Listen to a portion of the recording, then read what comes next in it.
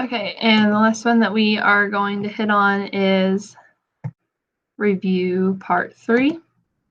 So this is the third one that you would see.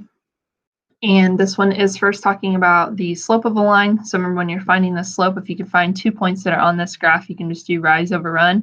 So remember, make sure that you do the change in the y values over the x's. So make sure you do the rise over run, not the other way around.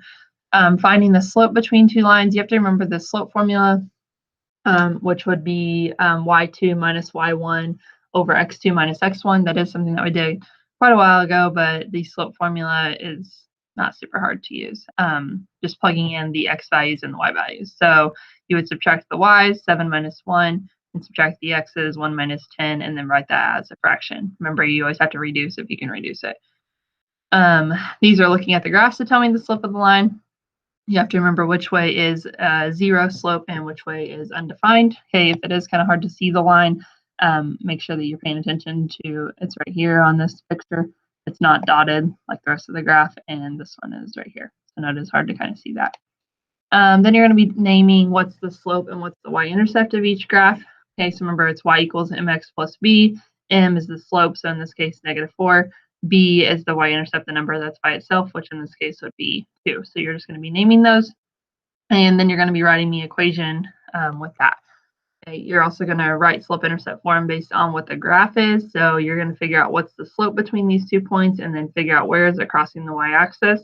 Okay, it should be pretty easy to narrow down based on the choices that you have here. So I know that that's not a whole number, but obviously it's probably going to be one of these that they give you. Okay? Then you're going to find the slope between 2 points and write the equation of a line. So this would be the point slope form. If you don't remember what point slope form is, that is y minus y1 equals m times x minus x1, which I just wrote really small on this piece of paper. Hold on.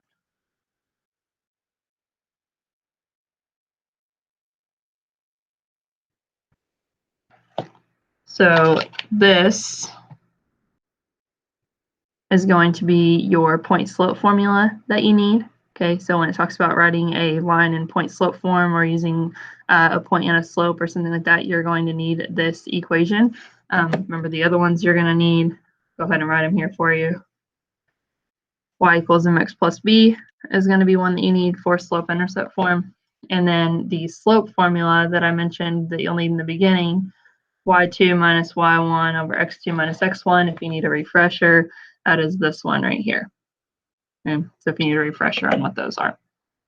Okay, so moving on, you are going to see the points, the slope-intercept form. You're going to see point-slope form. You're going to have to graph the equation. Okay, so starting with the y-intercept, there was a little bit of this on review 2. Okay, you're also going to see several of those. Okay, this is where you're going to start getting into the point-slope form, which is that equation I just wrote out for you.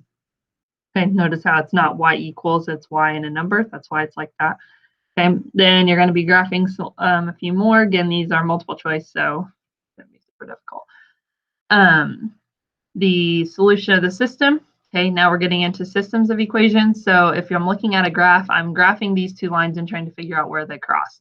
That would be my solution. So if you'll notice on here, it's kind of hard to see, but there is ordered pairs that are listed. It's the ordered pair for this crossing point where they meet. Okay, so graph these 2 lines and figure out where they cross. Okay, you got a couple questions like that. And then you're going to get into solving a system using substitution. Okay, remember, whenever you're solving using substitution, you are trying to figure out what x and y both are. Your answer is an ordered pair. Okay, if I know that y is equal to negative 3x plus 11, up here I can replace y with negative 3x plus 11, and then I can solve this top equation. Okay, so that is kind of the quick version of substitution. When we did elimination, this was the easy one because I needed the opposite numbers, same sign, different, same number, different sign. So on this one, I have 2x minus 2y equals -8, and x plus 2y equals -1. Notice how the 2 y's are the same, but one's plus and one's minus. So if I add these equations, those would actually cancel out or eliminate, which is why it's called that. So if I added these equations, I'd have 2x plus x, that's 3x. These would drop out, and then -8 plus -1 would be -9. So I'd have 3x equals -9. I could solve from there. and then probably figure out your answer without actually finding y since it's multiple choice. Same thing for this one. Obviously, the x and y's are already the same. Okay, you've got a couple of word questions on here that you have to set up the system. Okay, remember whenever you're talking about one like this, for example, for money, okay, she has some $1 bills and some $5 bills, so she has 14 bills. So I would write an equation that says $1 bills plus $5 bills equals 14. The value is $30. Well, each $1 bill is worth 1, each $5 bill is worth 5. So I could have like 1x plus 5y equals 30. Okay, so you're going to have one equation for the number of bills and one equation for the money. Okay, same thing with this one. You'll have the total, you'll have an equation for the total wraps, vegetarian and chicken, and then you'll have an equation for the total that they got for the money.